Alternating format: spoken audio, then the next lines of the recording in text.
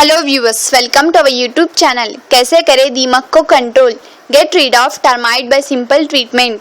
जैसा कि सभी जानते हैं कि दीमक से कई तरह के नुकसान हैं, तो चलिए आज जानते हैं कि कैसे इसे कंट्रोल में किया जाए, इसका ट्रीटमेंट और इसे ख़त्म करने का तरीका देसी इलाज के द्वारा।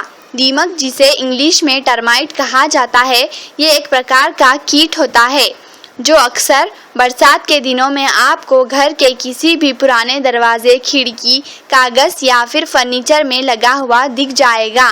दीमक संगठित तरीके से बहुत से जगहों पर आक्रमण करती है और ये ज़्यादातर दीवार यानी वॉल से सटी हुई चीज़ों जो कि काफ़ी पुराना हो, जैसे कि पलंग, अलमारी, टेबल आदि पर लगती है।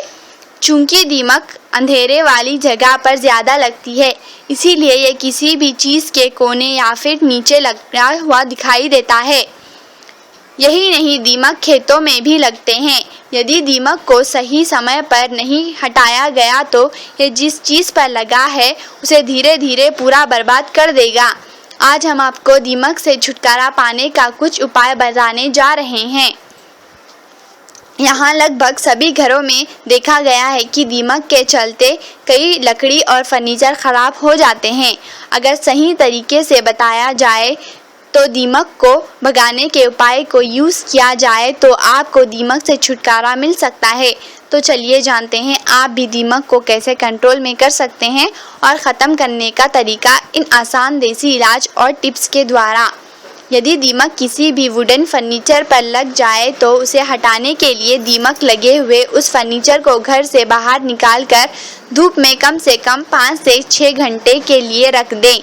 यदि दीमक एक दिन में ना जाए तो फिर उसे 1-2 दिन तक लगातार धूप में रखें। इससे आपके फर्नीचर में लगे हुए सभी दीमक नष्ट हो जाएंगे।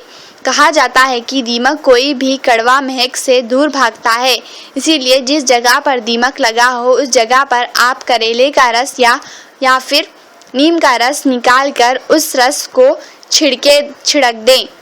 करेले के रस के कड़वे स्मेल को सूंघते ही सभी दीमक धीरे धीरे ख़त्म हो जाएंगे। पर आपको कम से कम 3 से 5 दिन तक करेले का जूस डेली छिड़कना चाहिए ताकि दीमक लौट कर दोबारा जल्दी नहीं आए। कई बार फर्नीचर में दीमक का प्रकोप इतना ज़्यादा हो जाता है कि उसके कारण फर्नीचर में छेद हो जाता है और फिर उस छेद से चूर्ण यानी पाउडर गिरने लगता है। ऐसे में दीमक के प्रकोप को कम करने के लिए छेद में दीमक रोधक दवा को डालकर उसे कुछ घंटों के लिए छोड़ दें और फिर उसके ऊपर से पॉलिश चढ़ा दें। किसी भी दीमक रोधी घोल का यूज़ स्प्रे द्वारा करें ताकि दीमक का ख़त्म हो जाए। लाल मिर्च के पाउडर का यूज़ करके भी दीमक का ख़त्म किया जा सकता है। जिस जगह पर दीमक का प्रकोप हो उस जगह पर यदि आप लाल मिर्च के पाउडर को छिड़क देंगे तो सभी दीमक खुद ब खुद मर जाएंगे। नमक यानी सॉल्ट में भी इतनी ताकत होती है कि उसे दीमक का ख़त्म करने की शक्ति होती है, इसीलिए जहाँ जहाँ दीमक लगा हुआ दिखाई दे तो सभी जगह पर नमक छिड़का दें। नमक छिड़कते ही आप देखेंगे कि धीरे धीरे सारा दीमक मरने लगेगा।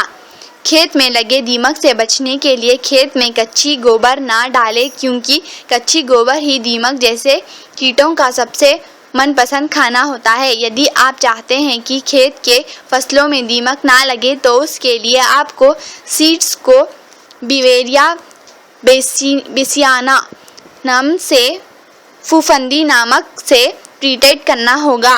दीमक से बचने के लिए सिंचाई के वक्त खेतों में बहने वाले नालियों के पानी के साथ में जले हुए मोबिल के तेल को भी बहने के लिए छोड़ दें। ऐसा करने से फसलों में दीमक नहीं लगती हैं। एक बड़े साइज़ के हींग को किसी कपड़े में बांधकर उसे एक भारी स्टोन से बांध दें और फिर उसको खेत की तरफ बहने वाली पानी में रख दें। ऐसा करने से दीमक नहीं लगता है। यदि आपके घर के वॉल्स पर सीलन यानी मॉइस्चनेस हो तो आपको टर्मिनेटर का यूज़ करने की आवश्यक है। इससे आपके घरों में दीमक नहीं लगेंगी। Thanks for watching our video. Please like and subscribe our channel. Thank you. Bye.